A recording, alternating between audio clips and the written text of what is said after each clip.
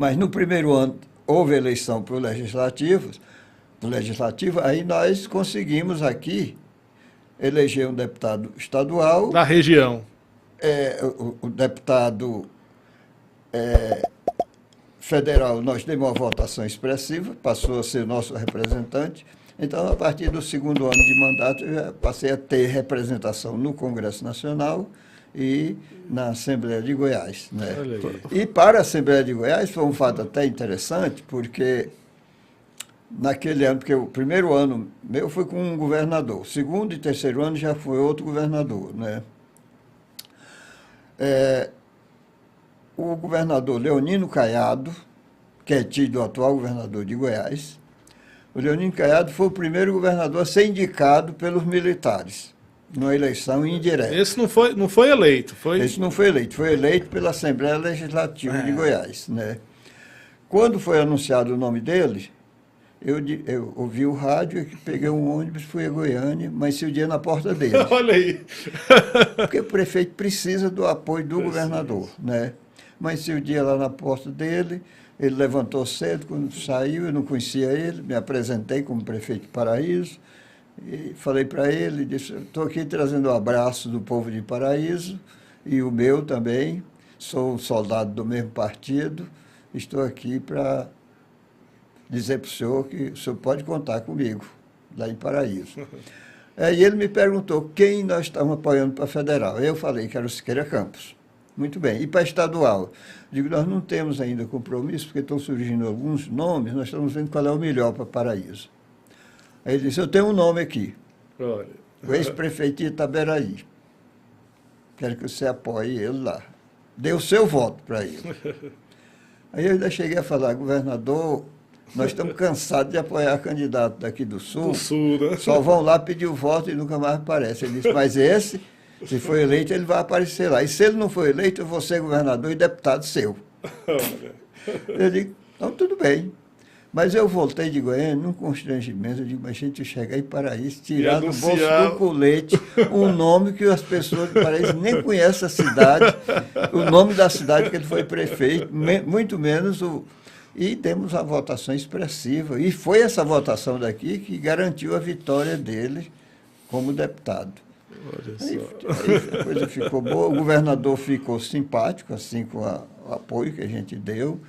Nunca deu dinheiro, mas deu aquele apoio político, que foi muito bom. Inclusive, com a criação da agência do Banco do Brasil, o Leonino Caiado foi de uma importância muito grande. Eu tive a sorte de chegar em Goiânia num dia em que o presidente do Banco do Brasil ia receber naquele dia o título de cidadão goiano. Ele era um gaúcho, né, historioso. Foi um dia abençoado. Seria até bom para o senhor falar do comecinho dessa história, que o senhor tinha que ir para... Eu saí daqui, peguei um ônibus até da empresa Marajó para ir a Brasília, porque na época não havia essa superintendência, que hoje cada capital de estado tem uma superintendência. Antes era só em Brasília. Não, naquela época havia 5 diretorias regionais, quer dizer, cada região do país tinha uma diretoria. Por exemplo, a 4ª diretoria regional ficava em Brasília, que atendia os estados da região centro-oeste. Né? E como aqui era norte de Goiás, era também da região centro-oeste. Né? E eu saí daqui para ir conversar com o diretor da 4ª diretoria regional do Banco do Brasil, em Brasília. O nome dele é até Mário Passini. Mas o ônibus que eu viajei, ele devia chegar na rodoviária de Anápolis bem cedo da manhã, e atrasou demais. Estrada de chão, muita lama, já era mês de novembro, final de novembro quase. O ônibus atrasou demais. Quando nós chegamos em Anápolis era meio-dia. Aí eu desisti de ir a Brasília naquele dia. Aí peguei um ônibus, desci do ônibus, peguei outro, fui para Goiânia. Eu tinha uns assuntos para tratar lá, inclusive sobre a construção desse colégio, que hoje é o José Alves de Assis, que é o SEM. E fui à Assembleia conversar com o deputado, que a gente tinha apoiado e tinha ajudado a eleger aqui, o Paulo Rezec. Aí lá o deputado me perguntou se eu ia demorar alguns dias em Goiânia. Eu falei com ele, eu digo, minha viagem não era nem aqui para Goiânia, deputado, eu ia a Brasília conversar com o diretor da 4ª diretoria do Banco do Brasil sobre a filial do banco lá em Paraíso, que a gente está lutando. E o ônibus atrasou demais, eu resolvi vir aqui primeiro. Ele disse, olha, o diretor da 4ª diretoria está aqui em Goiânia hoje. Olha só. Ia falar com ele lá. Ia dar com os burros na água. Porque em Brasília, no final da tarde vai haver uma sessão solene aqui na Assembleia concedendo o título de cidadania para o presidente do banco. Eu disse, então eu estou com muita sorte. Porque eu preciso realmente, eu ia lá conversar com o diretor da 4ª. Atraso abençoado esse ônibus, hein? Eu ia conversar com ele, com o diretor, para ouvir dele alguma esperança sobre a possibilidade da criação de uma agência aqui. Para daí eu ia ao Rio de Janeiro, porque naquela época a presidência do banco ainda ficava no Rio de Janeiro. Aí eu voltei, fui ao hotel, vesti um paletó e gravata e fui para a Assembleia esperar. A comitiva era muito grande, porque na época a presidência do Banco do Brasil estava no mesmo nível dos ministérios, né? Então a comitiva lá do senhor Nestor Yost tinha muitos senadores, deputados federais e as autoridades de Goiás, né? Inclusive o governador estava junto. E a sala da presidência não é tão ampla, então foi criado um sistema de agendamento para aquelas pessoas, mesmo os deputados que quisessem participar daquele primeiro encontro que aconteceria na sala da presidência, antes do plenário. Então a pessoa tinha que agendar e receber uma senha para ter acesso àquele encontro. E quando a comitiva entrou lá na sala, eu falei com o deputado, nós temos que conversar com o presidente do banco, é agora, antes da sessão solene. Aí foi quando ele me falou, disse, olha, eu não agendei a minha participação e nós, provavelmente, nós vamos ser barrados, porque tem um guarda lá na porta de entrada. Para ver a senha. Só entra quem tiver a senha para participar do encontro. Eu digo, bom, então o senhor fica aí, eu vou só, porque eu sou um zero à esquerda aqui, o senhor não pode ser barrado na sua própria casa, né? Eu, se for barrado, sou um zero à esquerda aqui na Assembleia. Mas quando as coisas têm que acontecer, parece que há como eu estava dizendo no começo, há uma força superior que nos encaminha. Quando eu me aproximei, o governador do estado, Leonino Caiado, que ele já foi no ano de 71, estava conversando com o presidente do banco a poucos metros do guarda que controlava a entrada das pessoas, e o guarda está que apiruava a conversa deles. Quando eu me aproximei, o governador fez um gesto com a mão me chamando. Já reconheceu? Me chamando. O guarda virou para ver quem o chefe estava chamando. Não me pediu senha nem nada, só fez abrir a grade, a portinholinha. Eu entrei, cumprimentei o governador, agradeci pela deferência. Ele me apresentou o presidente do banco, aí me perguntou o que eu mandava. E governador, estou aqui reiterando o meu pedido, que o senhor já sabe, sobre a filial do Banco do Brasil de Paraíso. Aí ele falou, doutor Nestor, este moço, que eu tinha 34 anos, que eu estava falando, 34 anos e meses, esse moço é prefeito de uma cidade progressista lá no norte do estado. Ele está lutando há mais de ano pela implantação de uma agência do Banco do Brasil na cidade dele, e eu tenho interesse na instalação dessa agência. Eu gostaria que o senhor recebesse esse pedido com simpatia. E ele estava naquele momento de euforia, de alegria, é o melhor momento para se pedir, para se reivindicar qualquer coisa, né? E ele me chamou, vamos conversar com o Mário Passini, que ele é encarregado da implantação dessas filiais na diretoria dele. O Mário Passini estava na mesma sala conversando com os empresários. Lá ele cumprimentou os empresários e me apresentou o Mário Passini. E voltou a conversar com o governador. E o Mário Passini me perguntou primeiro qual a agência mais próxima. Eu digo, nós estamos na metade da distância entre as duas únicas agências existentes no norte do estado de Goiás, que é Araguaína, 400 quilômetros para o norte do país, longe, e Porongatu também a 400 quilômetros. Ele disse, muito bem. Sua prefeitura tem condição de doar o terreno para uma provável sede do banco lá? um terreno de 800 metros quadrados? Eu digo, tem. Onde foi escolhido, nós faremos a doação, sim. Ele disse, eu vou credenciar um desses 2 gerentes, você pode escolher qual dos 2. Eu digo, o senhor pode credenciar o de Porongatu, porque eu sempre estou passando, já conheço o gerente, onde é acreditado o Fundo de Participação da Prefeitura de Paraíso. Ele disse, você pode voltar e falar para os seus amigos que a partir desse instante fica firmado o compromisso da criação de uma agência pioneira lá em Paraíso. Mas eu saí dali como se estivesse flutuando no ar. É um momento que, pela importância daquela entidade aqui em Paraíso, era tão grande, porque nós vivíamos numa região muito pobre, o norte de Goiás todo é muito pobre, né? E com aquele plano criado pelo governo federal, ainda no ano de 71, o Proterra, que era a disponibilidade de muitos recursos para o produtor rural, para a aquisição de bovinos, melhoramento da estrutura das propriedades existentes, aquisição até de propriedades rurais a longo prazo, com juros subsidiados. Quer dizer, era o melhor caminho para mudar radicalmente a situação econômico-financeira do município de Paraíso. E com a agência aqui, então? Com a agência aqui, porque muitas vezes, para ir a 400 quilômetros, o pequeno produtor não ia lá. Não ia porque ele sabia que a dificuldade, que o gerente não conhecia, que ia mandar fiscal, e que era toda aquela burocracia, e se ia acarretar despesas de viagem, de hospedagem e tudo. Então, o médio e pequeno produtor não ia de jeito nenhum. Com a agência aqui, não. O gerente passava a conhecer todo mundo.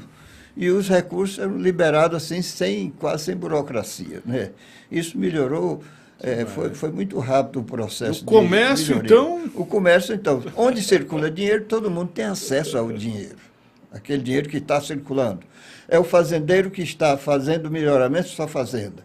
Ele está comprando os implementos aqui no comércio, fazendo dinheiro circular aqui, está oferecendo empregos. Né? Então, todo mundo melhora a situação financeira. E isso alavancou de maneira extraordinária a economia do município. Né?